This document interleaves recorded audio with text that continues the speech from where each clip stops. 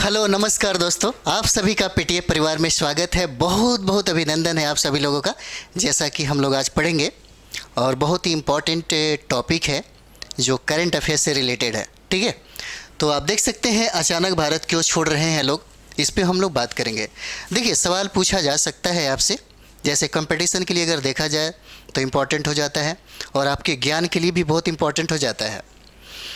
तो जैसे यूपीएससी में और बीपीएससी में बात करें या पीसीएस में जितने भी एग्ज़ाम होते हैं उसमें ऐसे सवाल पूछे जाते हैं। हम लोग इस पे बात करेंगे कि भारत में ऐसी स्थिति क्या हो गई, ऐसी क्या परेशानी हो गई, ऐसा क्या समस्या हो गया जिसके वजह से भारत के लोग ही भारत में रहना पसंद नहीं कर रहे हैं। हम रिपोर्ट पे बात करेंगे, गृह मंत्रालय का रिपोर्ट है और बात करेंगे हम लोग। तो देखेंगे नित्यानंद राय का भी कुछ वार्तालाप हम लोग देखेंगे, जो संसद में उन्होंने एक सवाल का जवाब में इन्होंने सारे तथ्यों पे मतलब जिक्र किया।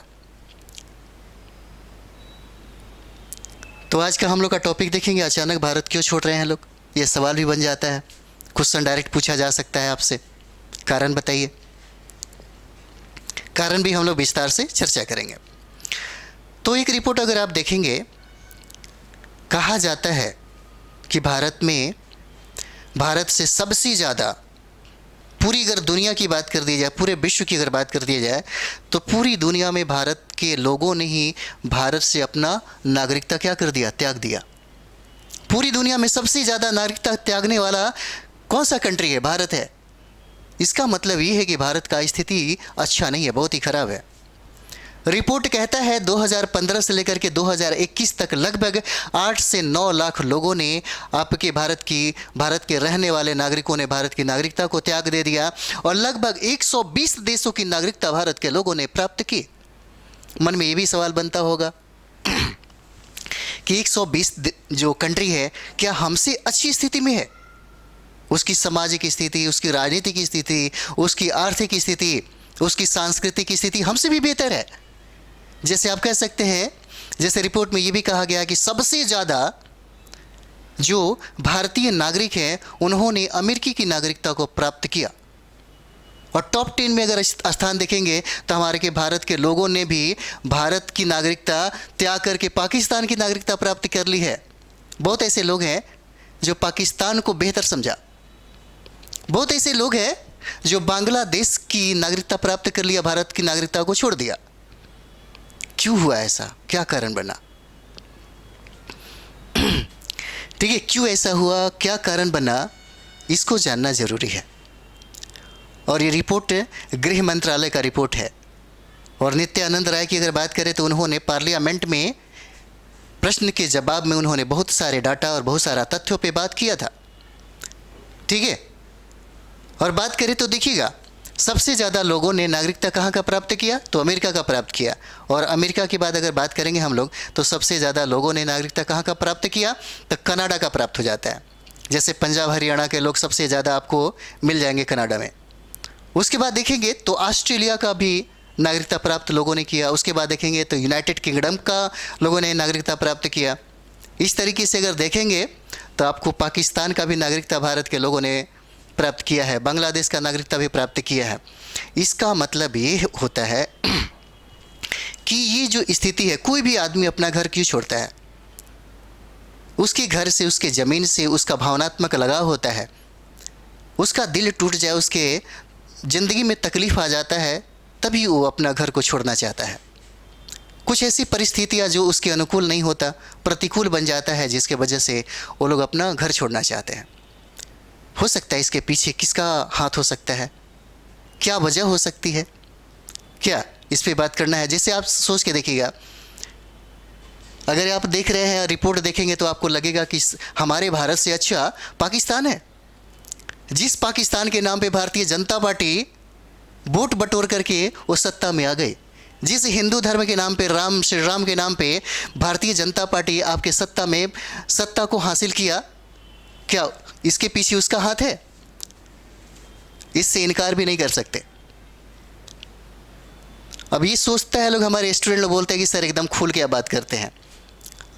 देखिए, जो गुनहगार यहाँ पे टीचर भी होता है, टीचर भी एकदम स्पष्ट तरीके से नहीं बता पाता कि कारण क्या है। लेकिन यही चीज़ अमेरिका में नहीं होता।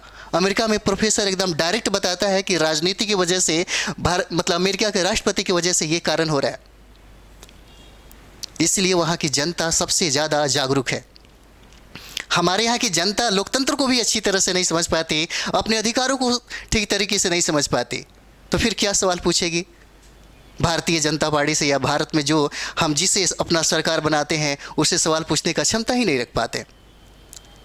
ये एक वजह भी होता है, एक कारण भी होता है टीचर लोगों का, जो टीचर लोग समझते हैं लेकिन वो डर से बता नहीं पाते हैं।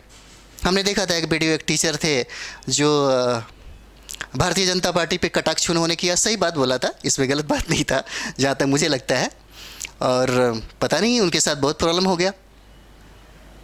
जो भी हो, हम खुल के बात करते हैं, जो सही है वो सही है, जो गलत है वो गलत है। हम अपने पढ़ाई के साथ और अपने स्टूडेंट के साथ कभी भी धोखाधड़ी वाला काम नहीं कर सकते। जो सही है उसको जानिए। तो सबसे बड़ी बात यह है कि रिपोर्ट है आपका, पहले रिपोर्ट देख लीजिए। और एक और रिपोर्ट भी देख सकते हैं यहाँ पे, पूरी दुनिया में वैश्विक भूखमरी के सूचकांक में अगर 2023 का रिपोर्ट आप देखेंगे तो सबसे भयावह स्थिति आपकी भारत की है। 125 देशों का अगर आप देखेंगे, वहाँ पे सर्वे देखेंगे तो 125 देशों में भारत की स्थिति 111वां आ जाता है। आपसे बेहतर स्थिति में आपका पाकिस्तान है, आपसे बेहतर स्थिति में आपका जो नेपाल है कंट्री, वो आपका नेपाल है, आपसे बेहतर स्थिति में आपका श्रीलंका है। लेकिन सबसे ज़्यादा भूखमरी की शिकार पूरी दुनिया में, अब देखिए भारत की स्थिति आ गई है।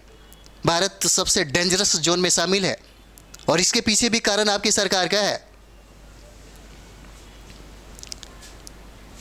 लेकिन सरकार क्या करती है, अपनी गलती छुपाने के लिए इस रिपोर्ट को खारिज कर देती है। अगला वीडियो देखिएगा, उसी में आपको मिलेगा, क्योंकि सूचकांक आपको यूपीएससी, बीपीएससी, ये सारे चीज़ों में मेंस से जोड़ करके पूछा जा सकता है आपसे। हम लोग बात करते हैं कि इसके पीछे कारण क्या हो जाता है, थोड़ा सा और भी देख लेते हैं। आइए यहाँ पे देखते हैं हम लोग चर्चा में क्यों है हाल ही में। और देखिए, करंट अफेयर्स के लिए आपको न्यूज़पेपर डेली पढ़ना चाहिए। न्यूज़पेपर की वैल्यू आपके लाइफ में बहुत ही ज़्यादा है। यहाँ पे आप देख सकते हैं चर्चा में क्यों, आर्थिक सहयोग और विकास संगठन, जिसको हम लोग शॉर्ट में बोलते हैं OECD, द्वारा प्रकाशित इंटरनेशनल माइग्रेशन आउटलुक 2023 में भारत छोड़ने वाले लोगों की एक बड़ी संख्या को प्रस्तुत किया गया है। ठीक है, कहा जाता है कि लगभग 59% जो नौजवान युवा हैं उन्होंने नौकरी के लिए, यानी कि बेहतर करियर के लिए भारत को छोड़ दिया। सोच के देखिएगा, हम ये सोचते हैं कि भारत युवाओं का देश है, और युवा के नाम पे बहुत सारी ऐसी पार्टियां हैं जो टारगेट करके वोट ले लेती है, लेकिन अंततः उनको निराशा हाथ मिलता है और उनको अपना ही घर छोड़ने को मजबूर होना पड़ता है। लगभग 59% लोगों ने, अगर बात करें तो लगभग देखिएगा 42% लोगों ने सबसे ज़्यादा नागरिकता हासिल की अमेरिका का। एक और भी कारण होता है, यहाँ पे स्थिरता नहीं है, अस्थिरता की स्थिति होती है भारत में, जिसके कारण भारत के जो लोग हैं भारत की नागरिकता को त्याग देते हैं। यहाँ की अर्थव्यवस्था वैसी नहीं है जो विदेशों की अर्थव्यवस्था आपको दिखता है। यहाँ के जलवायु भी उतने बेहतर नहीं है। यहाँ के देशों में प्रदूषण की मात्रा सबसे ज़्यादा है। अगर हम लोग बात करें तो देखिएगा, डॉक्टरी जो ट्रीटमेंट है यहाँ पे सबसे खतरनाक स्थिति में है। मेडिकल जो ट्रीटमेंट है आपको सबसे खतरनाक स्थिति में है, और विदेशों में जो मेडिकल ट्रीटमेंट होता है वो सबसे बेहतर स्थिति में है। और ये वजह होता है भारत के लोगों को भारत की नागरिकता को त्यागने का। भारत में बच्चे और महिलाएं सुरक्षित नहीं है, अन्य देशों में सबसे ज़्यादा सुरक्षित है। आपके मौलिक अधिकार कब खतरे में पड़ जाएंगे, आप अपनी सरकार से कोई सवाल नहीं पूछ सकते हैं। लेकिन अमेरिका में ऐसा होता है क्या? अमेरिका में कुछ ऐसा करके देखे वहाँ का राष्ट्रपति, तुरंत उसकी औकात का पता चल जाता है, वहाँ के नागरिक के द्वारा पता करा देगा, 1 मिनट नहीं लगेगा। लेकिन आप पूछिए तो आपकी औकात का पता गवर्नमेंट लगा देगी।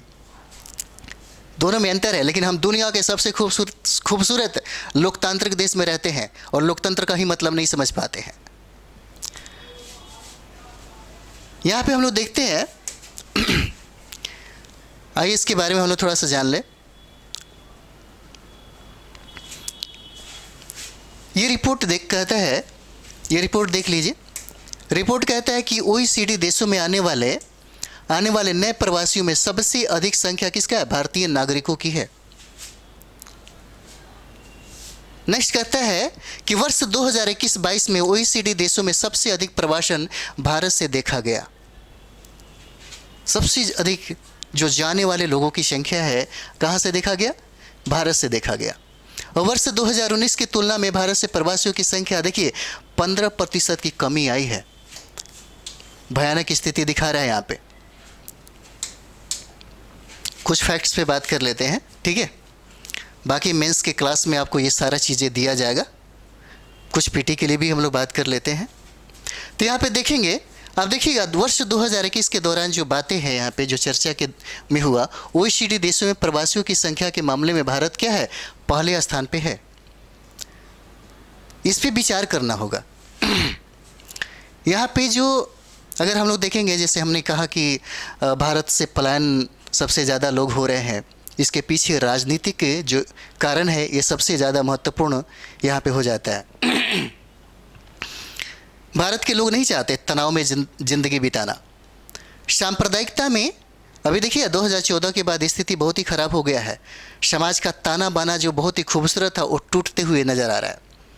लोग हमेशा दहशत में रहते हैं, जिसकी वजह से भारत को छोड़ने पे बेबस हो जाते हैं। क्यों जिस पाकिस्तान को हम लोग चुटकियों में कुछ भी सबक सिखाने की क्षमता रखते हैं, वहीं भारत के लोग भारत की नागरिकता प्राप्त करने के लिए पाकिस्तान चले जाते हैं, बांग्लादेश चले जाते हैं। क्यों? इसका मतलब क्या दिखाता है कि इन पड़ोसी देशों से कहीं जो स्थिति जो है, यानी कि भारत से कहीं बेहतर स्थिति इन पड़ोसी देशों का है और आपकी स्थिति बहुत ही ख़राब है। और ये आंकड़ा भी है आपके सामने। इस चीज़ पे विचार करना चाहिए, क्योंकि भारत, और देखिए अगली बार में बीजेपी ये भी बात कहती है कि अगली बार हमारा ही सरकार बनेगी, और ये भी सही है, बनेगी सरकार, क्योंकि भारतीय जनता पार्टी को ये बात पता है कि भारत के लोग जो हैं मुर्दों का देश है। भारत क्या है? मुर्दों का देश है। यहाँ पे SC ST OBC वालों के पास दिमाग नहीं है, ये बात उनको पता है, और गवर्नमेंट बनेगी। तो 4.1 लाख नए प्रवासी हो जाते हैं और 1.3 लाख भारतीय नागरिकों ने OECD देश की राष्ट्रीयता क्या की? हासिल की। कुल प्रवासियों का अगर देखेंगे तो 7.5% हो जाता है, और इस मामले में चीन दूसरा नंबर पे है। अगर हम लोग देखेंगे कि तो आप देखिएगा भारत के कुछ ऐसे नागरिक हैं जिन्होंने चीन की भी नागरिकता प्राप्त कर ली है, ठीक है। तो यहाँ देख लीजिए, यहाँ पे हम लोग देखते हैं 2021 में OECD देशों में 43 जो लाख अंतर्राष्ट्रीय छात्रों का नामांकन हुआ, उससे हम लोग बात करेंगे तो देखेंगे 89 लाख छात्रों के साथ चीन प्रथम स्थान पर है, और 4.2 लाख छात्रों के साथ भारत दूसरे स्थान पर हो जाता है, और 1.3 लाख छात्रों के साथ क्या है? वियतनाम तीसरे स्थान पर आ जाता है, ठीक है। उसके बाद हम लोग देखते हैं, थोड़ा सा इसके बारे में जानना चाहिए, ये आपका इम्पोर्टेंट बन जाता है। जैसे आर्थिक सहयोग और विकास संगठन के बारे में हम लोग थोड़ा सा बात करें तो पूछा जा सकता है कि यह स्थापना कब हुआ, किस देश में हुआ। तो स्थापना देखेंगे तो वर्ष 1961 में इसका स्थापना किया गया, और यह स्थापना आपको फ्रांस में हुआ। फ्रांस की राजधानी जो है वो है आपका पेरिस में हो जाता है, ठीक है। और फ्रांस की बात करें, पेरिस की बात करें तो सूरज सुंदरियों का देश भी कहा जाता है। यहाँ पे ये देखेंगे यह संगठन आर्थिक और सामाजिक नीति पर चर्चा और उनके विकास का कार्य करता है। यह संगठन किस पे करता है? तो आर्थिक और सामाजिक नीति पे चर्चा करता है। अगर हम लोग बात करेंगे यहाँ पे सामान्यतः मुक्त बाजार अर्थव्यवस्थाओं के समर्थक लोकतांत्रिक देश इसके सदस्य होते हैं, जैसे भारत जैसे कंट्री हो गए। जो भी लोकतांत्रिक जो कंट्री है, बहुत सारा लोकतांत्रिक है, लोकतंत्र का भी एक अलग अलग रूप होता है। ये मॉडल हर देशों ने अपने अपने तरीके से अपनाया। भारत भी एक लोकतांत्रिक कंट्री है, लेकिन पूरी दुनिया में भारत की खूबसूरती जो लोकतांत्रिक कंट्रियों में आता है वो उद्देश्यों को प्राप्त अभी तक नहीं किया। इसके पीछे जनता सबसे बड़ा जिम्मेदार हो जाता है, ठीक है। उसके बाद यहाँ पे देखेंगे हम लोग,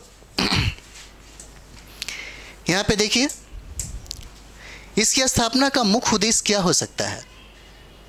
तो मुख्य उद्देश्य देखेंगे, वैश्विक आर्थिक प्रगति और विश्व व्यापार को प्रोत्साहित करना इसका मुख्य उद्देश्य हो जाता है।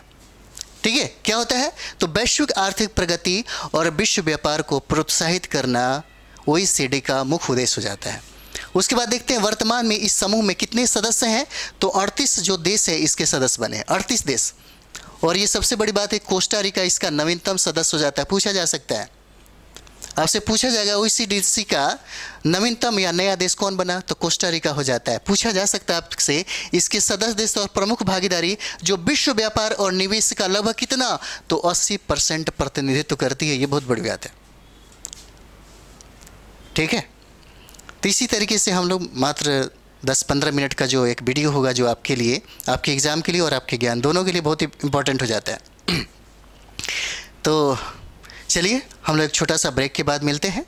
ठीक है, तब तक आप इसे अच्छे से एक बार अध्ययन कर लीजिए।